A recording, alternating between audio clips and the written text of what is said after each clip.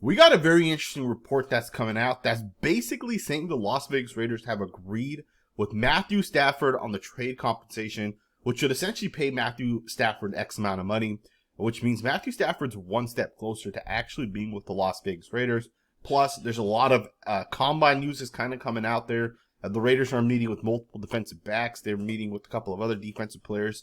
And we're going to talk about that today. I'm excited for this one. And we'll also get into some of the updates with some of the defensive guys' measurables, right? Specifically, there's some defensive linemen. There's some linebackers. We'll talk about some of the height, weight, arm length type of things that have come out. But let's get right into this Matthew Stafford report first and foremost. So Vincent Bonsignore, who's the Raiders beat writer, is the guy that actually put this out there. He said the following: the Raiders and Matthew Stafford have found common ground on parameters of a potential deal. While no deal is imminent, it's up to the Rams to match or agree on compensation with the Las Vegas Raiders. So essentially what Vincent Bonsignore has put out there is that the Las Vegas Raiders have agreed with Matthew Stafford that this is how much money you want. We're in agreement with that. Let's make this happen. And now the Raiders are a step closer. All the Raiders at this point are waiting for is for the Los Angeles Rams to say, hey, we can't give you that type of money. Let us go ahead and agree with the Raiders that, we'll take a third round pick or whatever it is, and let's make this trade actually happen.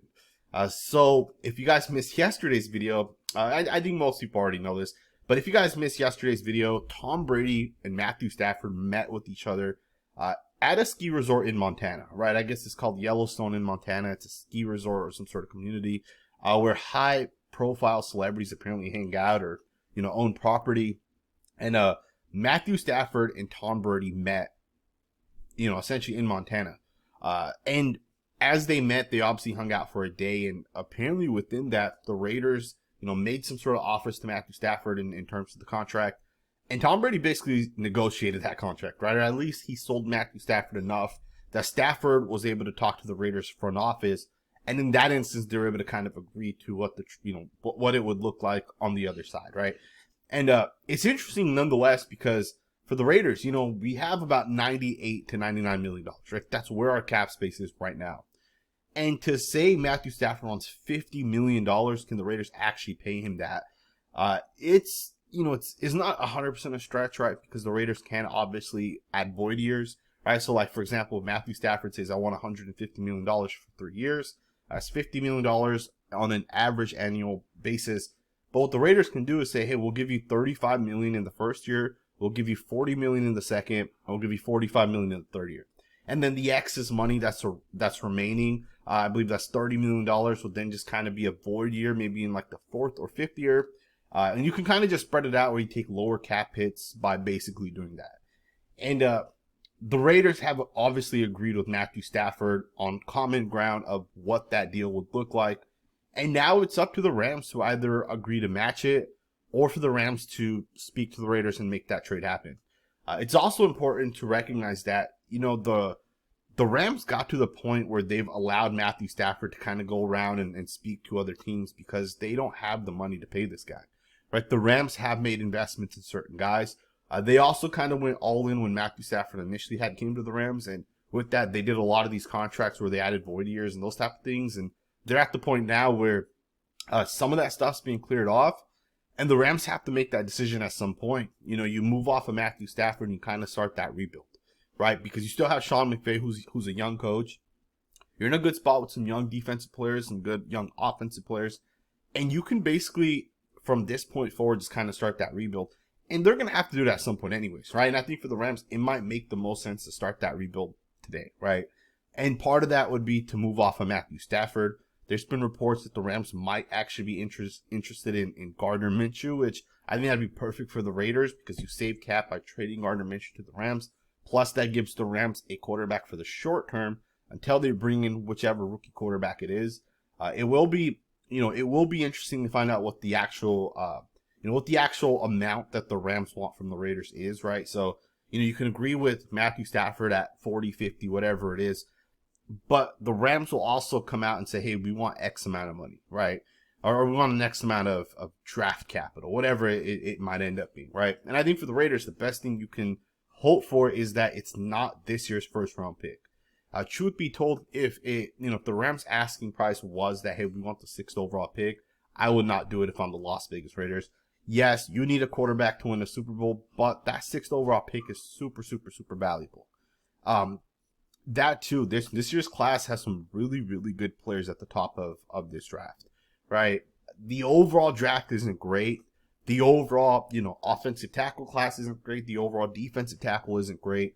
But there's some positions where there's absolute superstars available, right?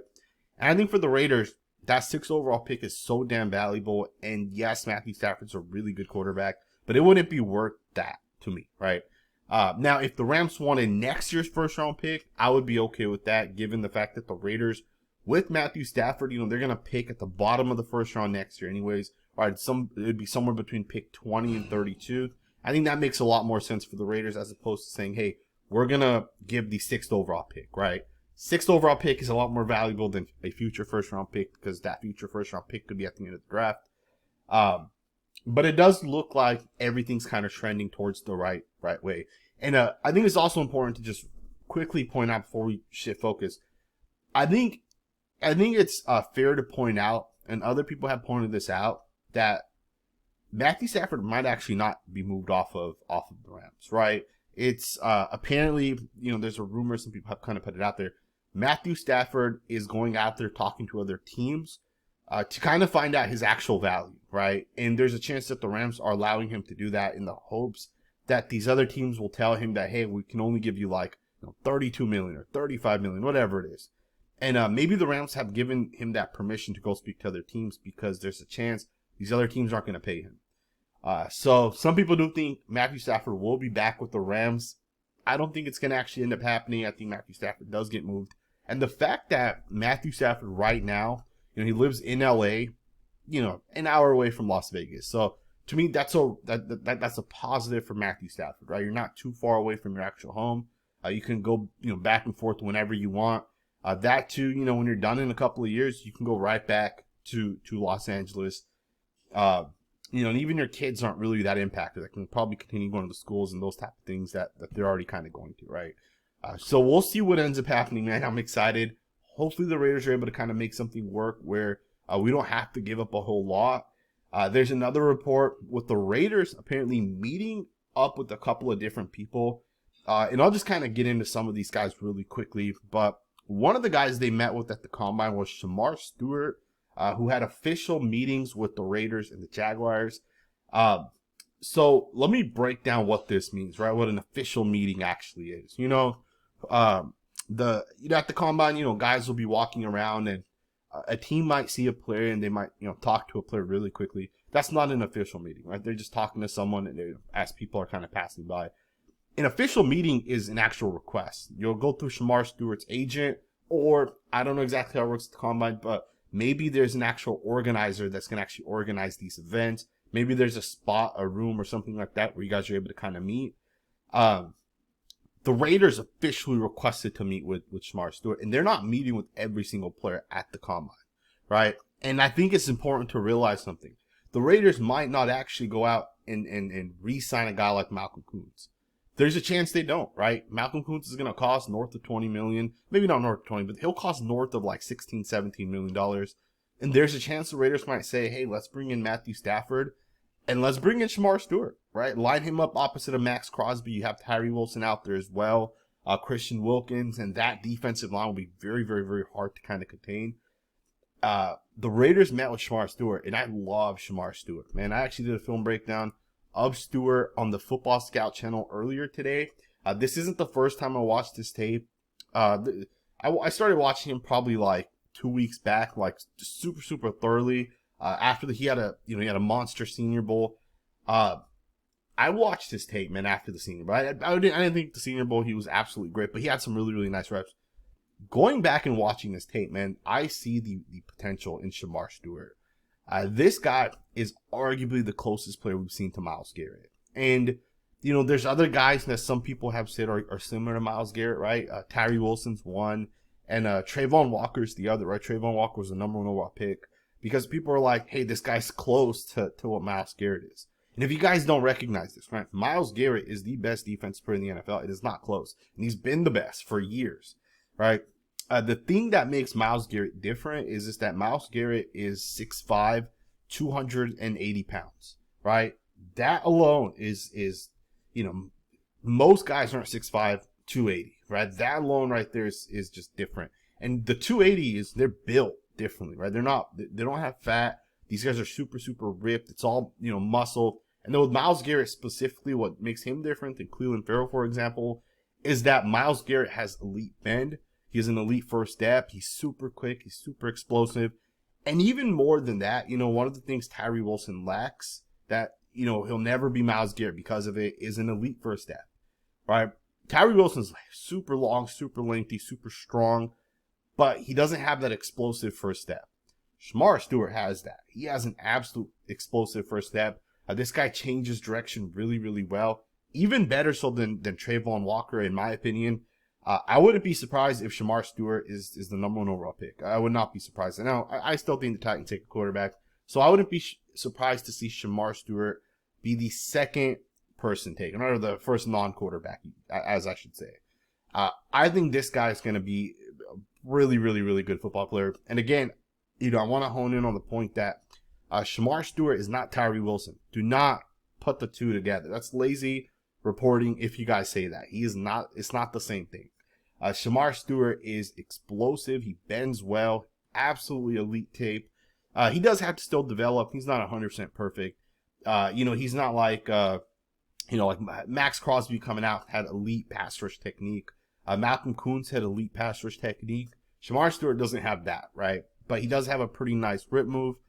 He has a really, really good long arm. He has a couple other good moves that he has. If you guys want to watch the film breakdown I did of him, I'll link that down in the comments below. But the Raiders met with Shemar Stewart, and he had an unofficial RAS score of 9.99 out of 10. That ranks him third out of the 1,800 defensive ends from 1987 to 2025.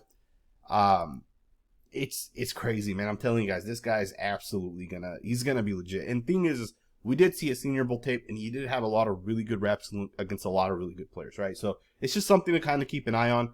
Would I take him with the 6th overall pick? I probably wouldn't want him, to be honest, guys.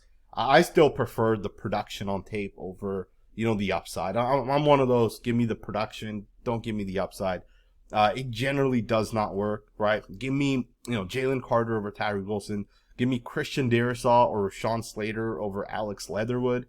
Give me guys that are actually productive in college. They obviously have to have good size, but give me that production first and foremost.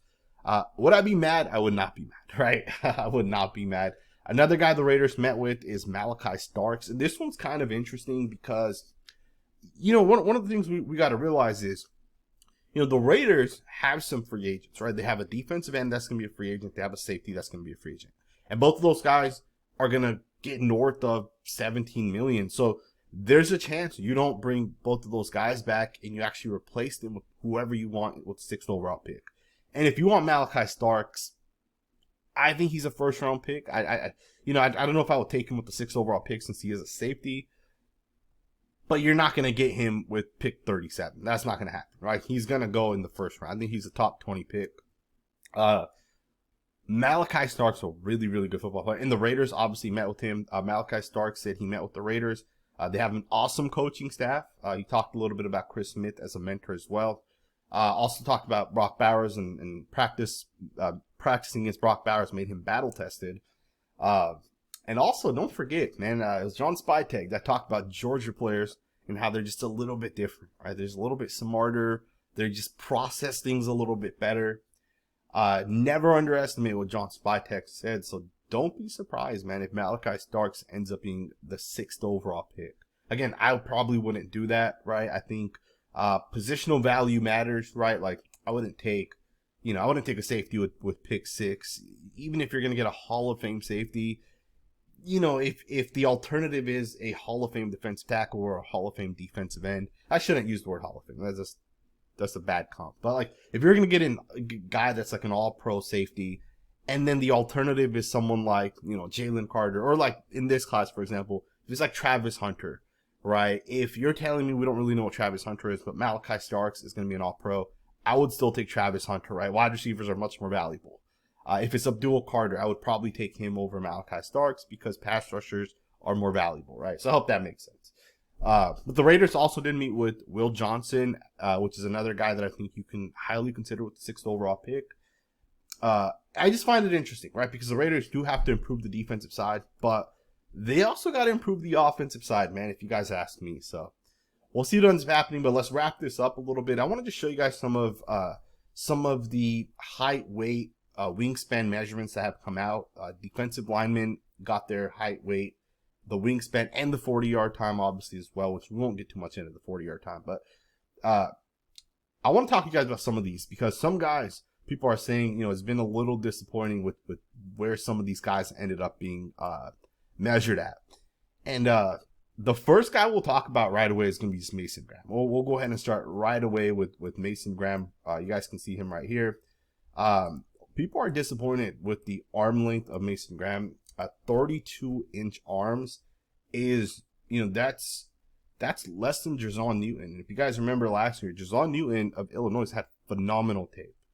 And the arm length was 32 and I believe 3/4 of an inch. And because of the arm length, he ended up falling. And he went in the second round because of it. Mason Graham's arm length is less than Jer'Zhan Newton. The weight is way less as well, which is another disappointing part of this. He was listed at, I think, like 350 pounds, 356 or something like that at Michigan. He weighed in at 296 pounds, which is a lot lighter than what I think some people expected for Mason Graham. The short arms, you can see that on tape, so I'm not surprised with that. The weight, definitely a lot less than expected. Height checks out, 6'3" and 4/8 of an inch, or 6'3.5" inch, I guess. Checks out. But it will be interesting to see if he takes any sort of hit in the draft stock. I went back and I rewatched Mason Graham yesterday. I went back, rewatched his tape. And, I keep telling myself that, everybody says this guy's a top 3 pick. I gotta find it. I gotta find the flashes. And, I still don't see them. I still don't see the flashes. I went back and I watched the Texas tape, right? Because Texas has a good offensive line. I just didn't see it, man. You see like 2 good plays, and he has great run plays, right? And I have no issue with Mason Graham's ability against the run. Very, very good run defender. But it's the pass rushing for me, right? And I would not be happy to take a defensive tackle with pick 6 if they're a run defender, right? To me, that just doesn't make a lot of sense. I don't personally think Mason Graham is the best defensive tackle in this class. I think this class is one of those classes where there's a lot of good defensive tackles, but there's no great defensive tackle, right? Kalijah Kancey, Jalen Carter would have been D-tackle 1 and 2 in this class. There's no players like that in this class, in my opinion, right? But let's go ahead and get into a couple other guys. So there's a couple other guys that I kind of wanted to see their height and their weights. Derek Harmon was one of those guys, 6'4" and 4/8, 313 pounds, 34-inch arms, really, really solid. Derek Harmon, to me, is one of the top 2 or 3 guys. I think there's, if you're asking me about the detail, I would say Mason Graham, Derek Harmon, Deon Walker. I think all those guys are kind of in that same spot. Walter Nolan as well. You could take any of those guys, right? I don't think there's really a true separator at the defensive tackle position. I think if Caleb Banks out of Florida had come out, he would have been the best D tackle. But since he did not come out, I think it's hard to say one guy's 100% the guy. Derek Harmon measured in really well, and I think he ran, I forget what it was, but I think he ran in the 4.8s for the 40-yard dash. I think Derek Harmon goes in the first round for sure as well. There's a couple other guys I really wanted to see some of their. Actually, let me tell you what Derek Harmon ran. Derek Harmon ran a 4.95, so 4.95 still pretty solid for a guy that size. There are a couple other guys that I wanted to see height, weight. Walter Nolan was one of those guys, 6'3", 296. Omar Norman Law out of Tennessee. Very, very solid tape, but he is 6'1" and 7/8, so he's almost 6'2". But some people say that size, right, that height, is keeping him from being one of the top ranked D tackles. Pebbles out of Virginia Tech. We had already gotten the height from the Senior Bowl, but the height is keeping this guy from being the best, from being the D tackle one. And he would be based off tape if he was like 6'3.5". So his height, unfortunately, is going to kill his draft stock. But I think he'll still be a good football player as he kind of gets into the NFL. Deon Walker is another guy. He actually came in a lot lighter today. 331 pounds. So he's listed at like 370 in college. He came in at 331. He's obviously been cutting weight from his actual playing time. We'll see if he kind of goes back up. He also measured in at 6'7" and 3/8. Arm length, 34 inches, all that stuff checks out. Deone Walker's a guy that I really like, and I'm probably a lot different than a lot of people with my evaluation of Deone Walker. I think with Deone Walker, I'm projecting, right now Kentucky plays a lot of 3-man fronts, and when it's 3-man fronts in college, it's a college defense. That's not an NFL defense. When they got into 4-man fronts at Kentucky, he dominated, right? Because no guys are going to be able to block him one-on-one. And I'm not surprised Deone Walker went to the Senior Bowl and pretty much kicked everybody's ass at the Senior Bowl, right? I think Deone Walker's going to be one of the best D tackles out of this class. He's probably one of my top 2 or 3 D tackles. I think he's going to be a really good football player, especially if he ends up going in like round 2 or 3, right? We also got a bunch of edge defenders that ended up getting their height and weight. Tyler Barron was another guy, 6'4" and 5'8", so that's a really, really solid for Tyler Barron. 258 pounds is also very good for him. Some people had some concerns. Is he big enough? Is he strong enough? That checks out. Mike Green, 6'3", 250 pounds. The hand size is a concern for some people. So he has 8-inch hands, right? Some people say that's way too small. I don't know if it really impacts anything for me. I'll be honest with you guys. It probably doesn't. Another guy that, you should not sleep on is going to be Landon Jackson out of Arkansas. 6'6", 264. Huge motor, has some pass rush technique elements in his tape. That guy's going to be a good football player. One of the things I noticed with this draft is there's probably like 7 defensive tackles that are going to be productive football players at the next level. There's probably 15 edge players, right, that are going to be productive football players at the next level. And there's probably 15 running backs that are going to be productive players at the next level. And there's probably like 20 interior offensive linemen that are going to be productive players at the next level.